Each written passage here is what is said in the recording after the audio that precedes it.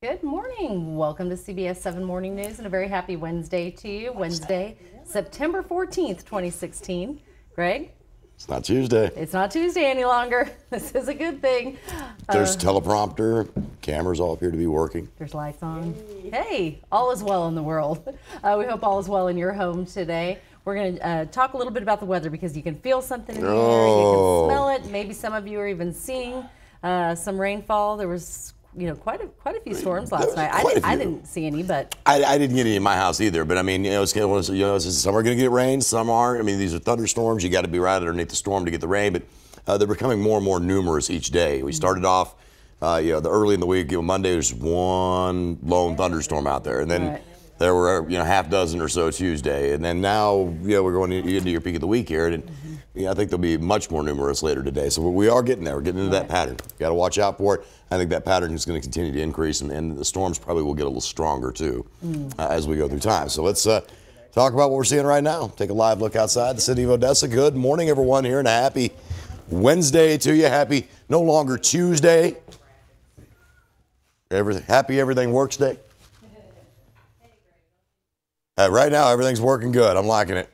And we're knocking on wood. All right, let's take a look. First of all, what's happening right now in terms of temperatures, mid to upper 60s showing up from the north here around Lubbock, all the way back to Hobbs, over to Roswell and Carlsbad, into the Big Spring area as well, even in the 50s on up to Ruidosa and down to the higher altitudes around Marfa and Alpine. You run into the Permian Basin, parts of the upper Trans-Pecos. Right now, we're still sitting in the lower 70s. I think we'll see upper 60s. You head over to Fort Stockton, maybe mid 60s, Ozona, upper 60s, San Angelo, and it's in the 50s. Over to Alpine this morning, it's a little bit cooler than it has been over the last several days. We're seeing temperatures in the 70s down to the south, Presidio, Dryden, Del Rio. Temperatures in the 70s as you head east toward the Dallas-Fort Worth area. And we are in the 60s as you head west toward El Paso, even getting awful close to 60 degrees there down around Los Lunas and locations over toward Alamogordo. So it is very different from one location to the next, depending on the amount of moisture you have, the amount of cloud cover you have. All those things play a role. We'll talk about just how much cooler it'll get, what you can expect to see for the rest of the day, much more next. We'll be talking about those rain chances too. Don't go anywhere. There's still the question of whether or not he was sane at the time of the alleged incident. That's a whole other thing, and that can't be cured, so to speak. So there's two inquiries going on. The inquiry regarding sanity is ongoing. Months since a well-known Odessa couple were allegedly shot and killed by their 17-year-old son, Gabe. Now, just yesterday, the couple's daughter, Grace, was arrested for allegedly taking part in the murder. According to Ector County District Attorney Bobby Bland, Grace was indicted Monday on capital murder and conspiracy to commit capital murder charges. It's news that didn't surprise Gabe's attorney, Justin Lowe. It won't really affect what I was going to do anyway. We were already prepared for this. Whether she got indicted or not, we knew that there was some indications from law enforcement that they had concerns about her involvement. In a phone conversation, Bland made it very clear that this additional indictment of Grace does not impact Gabe's case. He will move forward with that prosecution as well. As soon as we receive a copy of the indictment later on this morning, we will be sharing those details with you through our website and social media pages. New details this morning from Alpine about the teenager who shot another student and then turned the gun on herself at Alpine High School. This morning, we're learning more about what her motive was. Investigators believe her target was her 14-year-old stepbrother. Police say, according to the Alpine Police Department, the 14-year-old freshman walked into the women's restroom with a 9mm semi-automatic handgun with 18 bullets. But they say her plan was interrupted when a 17-year-old girl walked in. When the shooter raised the gun, the 17-year-old ducked and ran away. She was shot, but thankfully was not seriously injured. The shooter then turned the gun on herself. As part of the investigation, nearly all of the 290 students at Alpine High were interviewed. In those conversations, along with evidence, shows no signs of bullying of the 14-year-old shooter. Police say bullying was not a factor in the shooting. In a bizarre turn of events, just minutes after the shooting at Alpine High School, several threats were made at locations across the area, including Sul Ross University, where students were evacuated. As the town tries to recover from the grief of this tragedy, the grief counselors have been available and on hand to students and teachers. Well, the superintendent of Alpine Schools released this statement saying they are thankful for the support and cooperation from parents, neighboring communities, and residents of Alpine. And the police chief also released a heartfelt letter saying, in part, "My highest praise goes out to the faculty, staff, and students at Alpine High School. As this incident unfolded, the leadership, guidance, service, professionalism, and protection given by the principal, school counselor, office staff, and teachers was amazing." You can see the full statement at cbs7.com. We now know the name of the person killed in a crash in Gardendale over the weekend. According to the crash report released by DPS, 61-year-old David Leyva was killed in the crash at the intersection of Goldenrod and FM 554. Troopers say the driver of another car ran the stop sign at the intersection and hit Leyva's truck. A 100-year-old headstone, a large headstone at that, kills a 4-year-old boy after it falls on top of the toddler. It's been over a year since 4-year-old Levi Driver was killed at the Ector County Cemetery.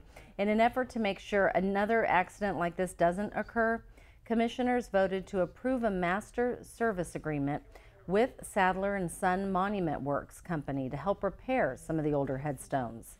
CBS 7 News spoke with the county's Safety Risk Management Coordinator, Sam Brajalba, who says they are currently performing daily maintenance and inspections of all the headstones, beginning with the oldest section, the Odessa Gardens. Now, representatives with the company are set to meet with the staff of the cemetery to discuss prices and the number of headstones that need to be repaired. We're going to take a look at a scene of a fight between two girls from Alamo Junior High in Midland that is making its way on social media. Take a look. This is the picture that is making its way around, involving a student and a school administrator. You can see it right there on your screen. It's caught people's attention because in the picture, an administrator has her hands around the student's neck. But Midland ISD says the administrator was following protocol and had to restrain the student to protect other students. You have her 8 hours a day. I expect her to be protected while she's there. I don't agree with her fighting at school. That's her fault, and she's being punished for that. Why is she pinning her up against the dumpster? There's no kids around. It doesn't look like, what is she holding her against? Spokesperson Woodrow Bailey says MISD met with the parents of all students involved and reviewed the video footage. He says several students were involved and campus administrators followed protocol. MISD says the girls who were involved in the fight do not face criminal charges, but disciplinary action will be taken. Odessa police are asking for your help this morning as 3 suspects are still on the loose. Now, the suspects were caught on camera breaking into Odessa Camera Center overnight Monday.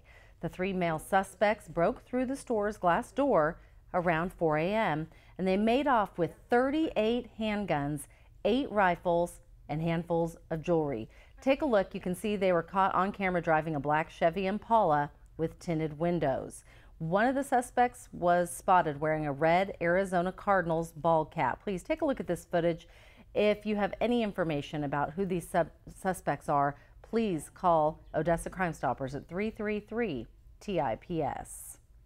Well, a Mexican restaurant is meeting standard and is no longer at risk of having to close its doors. As we continue our coverage, back in June, a Hua's restaurant in Odessa had to shut its doors after 2 confirmed cases of salmonella poisoning. Well, as many as 22 other cases were reported. Ector County Health Director Gino Sala tells us the restaurant is meeting all standards. Sala says they are being inspected now only once a month. We have a big announcement to share with you from Odessa College. On Tuesday afternoon, Odessa College announced they are among the top 10 community colleges in the nation. With over 1,200 community colleges in the United States, Odessa College was chosen as a finalist for the Aspen Excellence Award. The award committee looks at an array of different qualities the college has, but the main are learning outcomes, completion rates, employment effectiveness, and equality for all students to learn. I'm excited. I'm proud of our group, proud of our team. It's an honor. I'm only one of 10 college presidents who get to talk about this year. That's an honor. Judges for the Aspen Award will be visiting the college next week for an on-site review and tour. For the next 3 months, the judges will be traveling to 9 other campuses to decide the 2017 Excellence Award winner. This is the first time in OC history the school has been a finalist for the Aspen Award. Congratulations. Well, in Midland, a new tax rate has now been approved, a tax rate that would increase property taxes. The $106 million budget was approved on Tuesday morning in a 4-3 vote.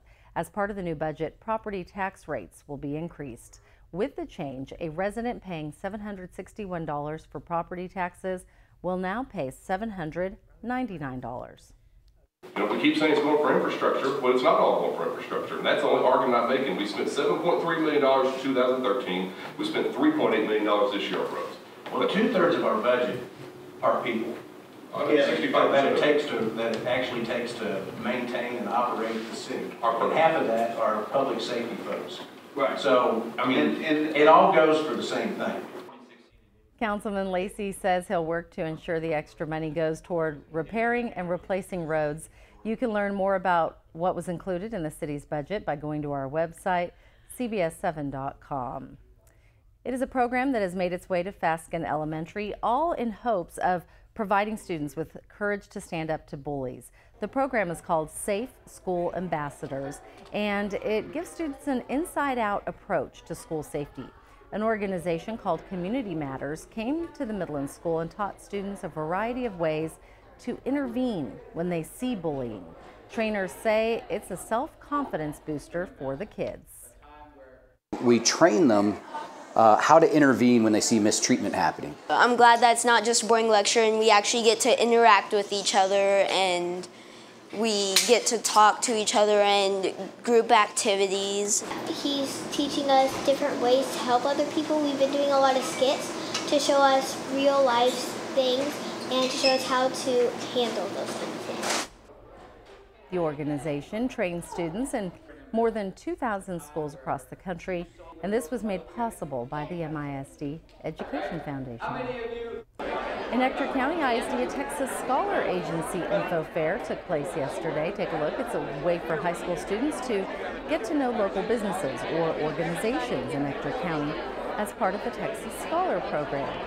The event serves as a sort of blueprint for Better Together, a program designed to build better partnerships with local schools.